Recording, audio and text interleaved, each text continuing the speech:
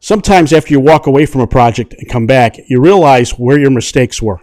I'm going to give you an update on our risky business project, and after trying to rebuild this tensioner 2 times, finally figured out what the problem was. Also, I'm going to take you through why I'm not putting this in anymore, and I'm waiting for the U.S. Postal Service to deliver a new Porken Tensioner. Stay tuned.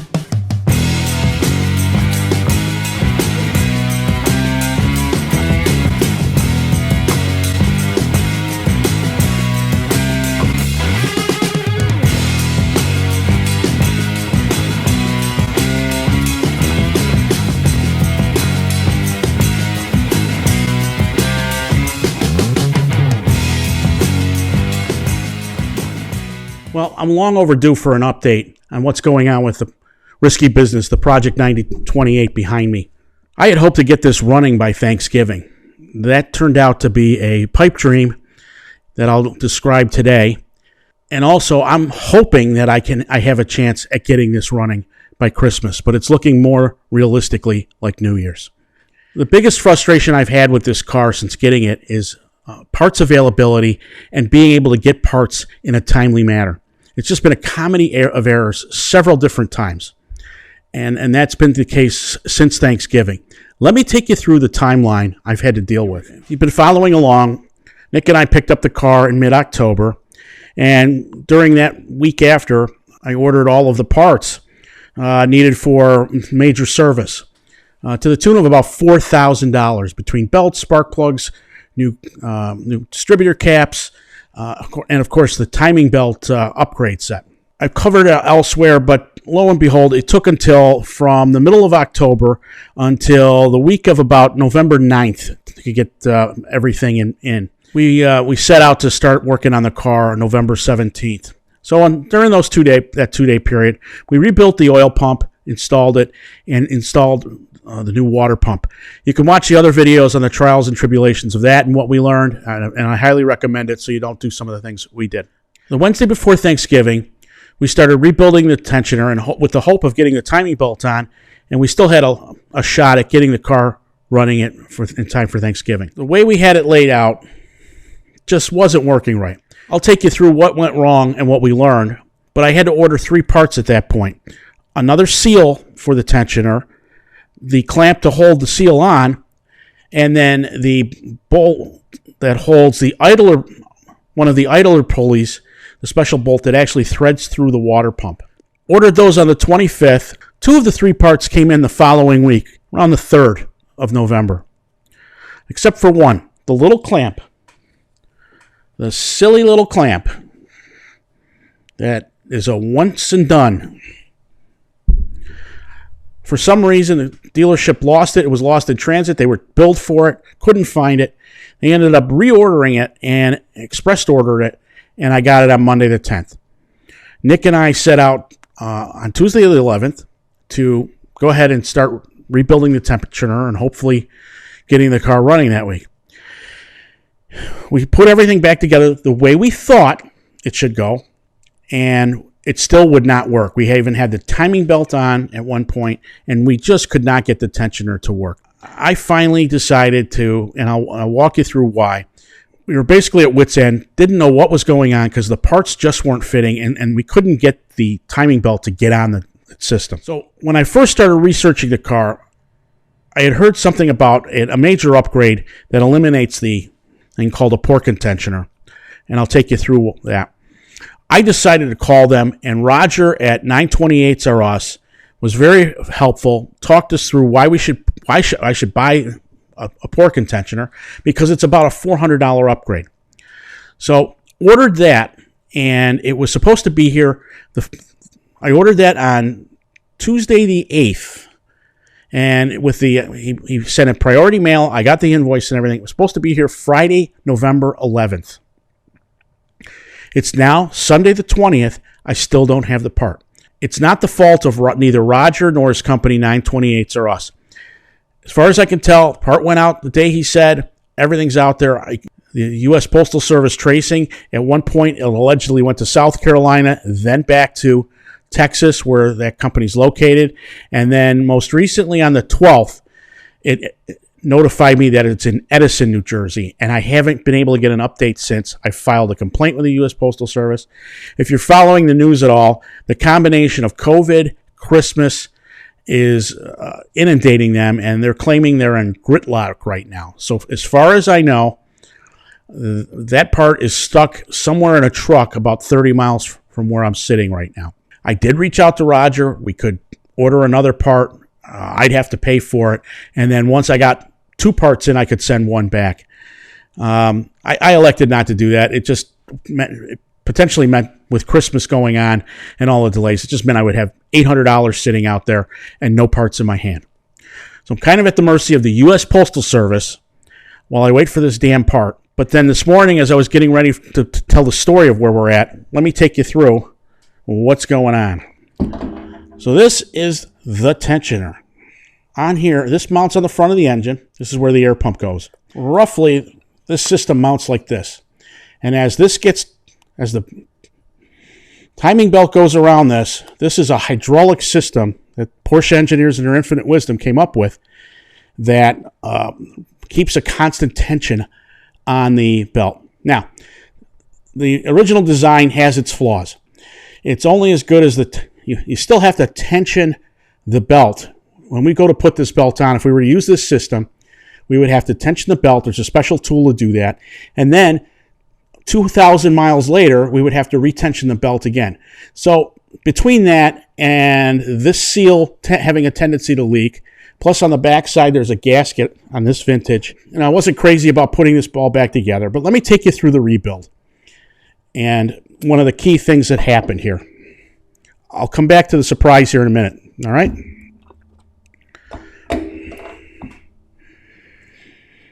So if you're going to keep... So I'm going to still take you through what it takes to rebuild this tensioner.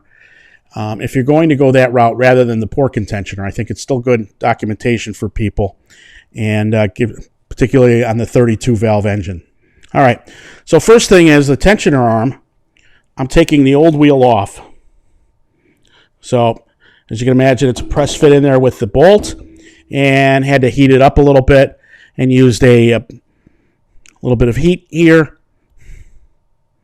There's some nylon bushings that fit in that, and it was just a matter of tapping it out with a punch.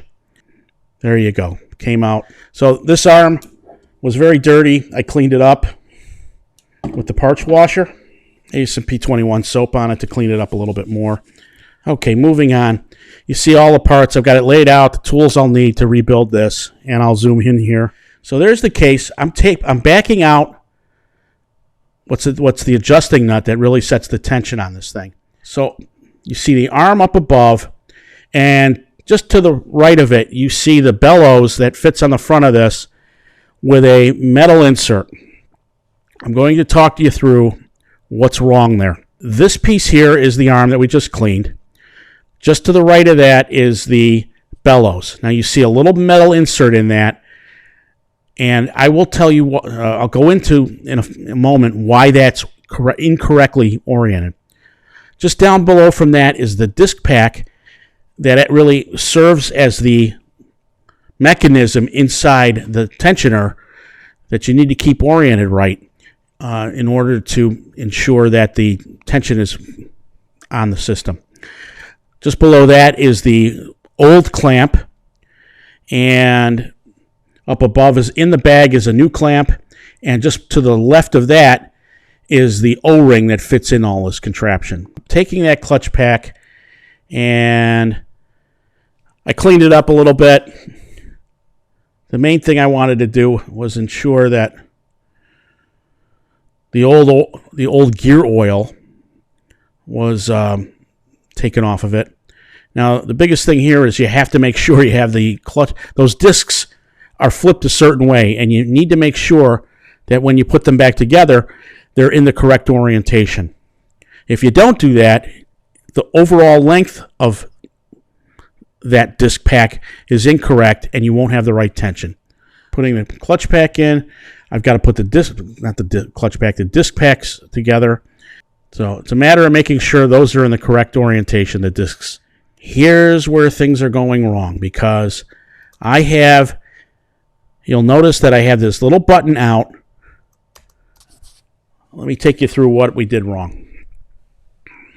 So when you go to look at the service manual, the older design has a dowel in it that looks very similar to this.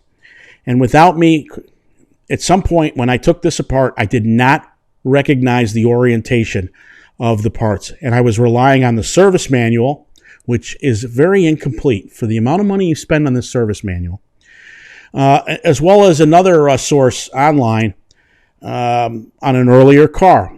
Unfortunately, with the 32 valve, this design changed. The bellows is very similar, but there's just a pin that goes through that looks like this. This design, so when we reassembled this not once but twice, I had to rebuy this because the first time we tried to put this together just before Thanksgiving, let me show you what happens when you put it in this way. So this is the orientation we had, and now we were constantly fighting, and what confused us was, so that's the safety switch, and there was just no tension on this. It just doesn't move. That combined with the overall length, I know this looks like a mess, but the overall length of this, the belt would not go on. We couldn't figure out why. Until this morning, I realized I had this in incorrectly. So you see, this side, we had it facing out this way, but in fact, what it needed to be was this way. And let me show you what happens then. Two grown men, reasonably intelligent men, I want you to understand. That orientation goes like that, and now it makes more sense because this fits in, and you can feel tension in it, and you can see the overall width is much less. All right, so it's always easy to play Monday quarterback with Porsche engineers, but let me take you through some weak points of this design. First of all, you have two leak points. You're introducing hydraulic fluid, and just another place for fluids to go leaking. You can see this is a machine surface on the back of this casting that holds the tensioner as well as the emissions control air pump.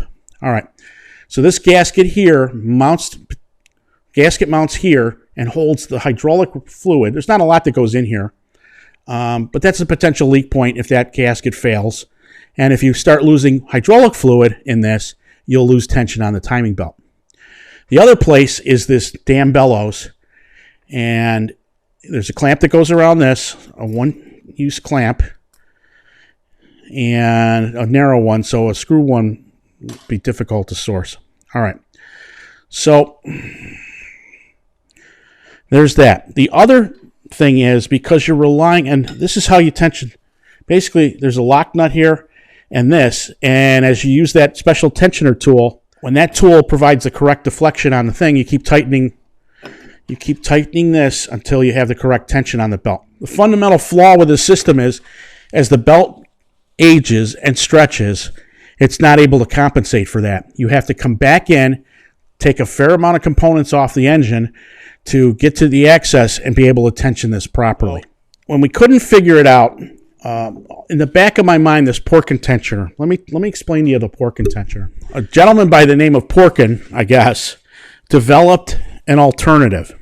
It uses a much more reliable Audi hydraulic reservoir that does not have a leak point. And the design of the system negates the need to retension the belt throughout its life. So it's about a $400 part. It's only available in the U.S. through 928S or us, based out of Texas. There are two versions, one with the air pump bracket still on and one without. I chose the more expensive latter one, as I'm going to use I wanted to keep it looking as stock as possible. Once it's in place, the design of it constantly keeps tension on the belt, and there's no adjustment required. You basically set it and forget it.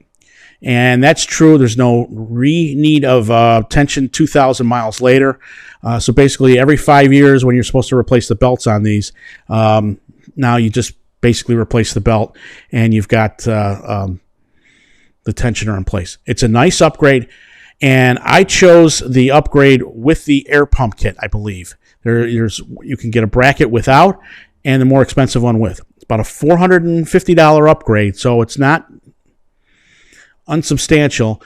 But at this point, from all of the things I saw looking at this design, I felt there was more that could go wrong with us rebuilding it than relying on this aftermarket part when we go to put this back together. I just think with all the bad luck we've had so far, us trying to do the timing tension right kind of made sense to put this Porken tensioner in. So once this part comes in, we will provide a video on how that installed, and hopefully, we will move on once and for all. So my plan here is it's the 20th of December. If this thing comes in, I'm just gonna ride it until Christmas here. And if it doesn't come in, I'm going to have him overnight apart on the Monday, a week from tomorrow, and rely on FedEx or one of the other carriers to get me this damn thing that can be tracked a little bit better. At this point, it's just worth the money to do that. What I want to do is focus my energy now that I've wasted so much time, lost so much time on this project. With all the time I've lost throughout much of December, my plan is to focus the time between Christmas and New Year's just to go nuts on the $4,000 worth of parts I have on sitting on this car, and basically get caught up and get this thing running. What was once a goal to have this running by Thanksgiving is now going to turn into a New Year's goal. Anyway, hope you found this video informative. A lot of lessons learned here as we go.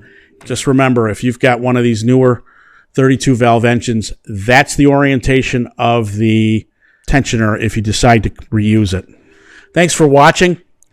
If you enjoyed this video and found it informative, please press the like button, and more importantly, please press the subscribe button. Thanks for watching. Happy holidays, and we'll see you soon. Take care.